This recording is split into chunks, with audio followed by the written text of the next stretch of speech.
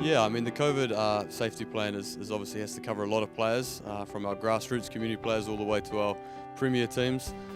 So obviously we enforce contact tracing, sanitisation stations at all of our facilities, as well as making sure our player attendance across all age groups is covered. So it's very thorough. There's a lot of new protocols that we have to factor in across football. But we make sure that first and foremost our players are safe to return to football. I mean there's a lot of detail in the plan, obviously to cover a club this size with so many different fields and facilities, but I think the board and the committee were very proactive in having something prepared. So once we did receive the documents from New Zealand Football, we were in a great shape to kind of get football resumed as quick as possible, making sure it's safe for all players. So it was a challenge, a lot of details, but there's a lot of fantastic people at the club that put a lot of effort into getting it up and running. Joe and his team have been very good at their communication. They've got a clear outline and guides and protocols of what the players have to do when we get here, including the parents.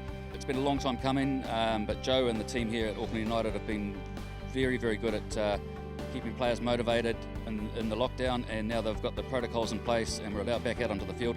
Good to be back out on the grass. And the protocols are very clearly outlined for everybody. That's good. We did our best throughout the lockdown to constantly communicate with all of our members. As you can imagine, there's a lot of players and families that are itching to get back on the grass, and obviously maintaining some sort of exercise was crucial. So we had really good engagement throughout the lockdown. Our players were in constant contact with their coaches. We had some of the academy graduates, the likes of Satpreet Singh, actually check in and set challenges. So I think through that engagement, our players knew when we were planning to be back on the grass, the return dates, and because of that, we were able to get up and running quite quickly. Everyone's a football fan, and we've been amping to get back out here and get back into training.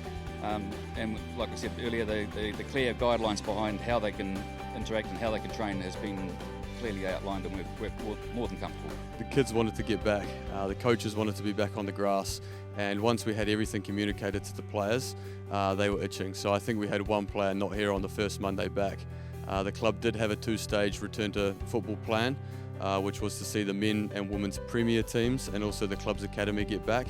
And after 1 week of testing that our protocol was safe and there was no major issues, then we were able to get the whole club back on the grass. So it's been a well-tested process, and like I said, we were able to resume safely. It feels very, very good to be back on the grass because it's been too long, and I don't like staying in the house too long, not playing any football. Just want to touch the ball again and be with my mates out there and have fun. It's great to be back.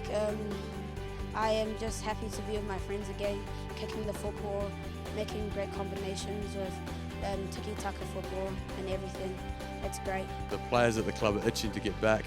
8 weeks is not easy. We did our best to keep them engaged, but there really is no substitute to being back out here in the sunshine playing again. So we're delighted. It's great to see smiles on faces and kids enjoying their football again.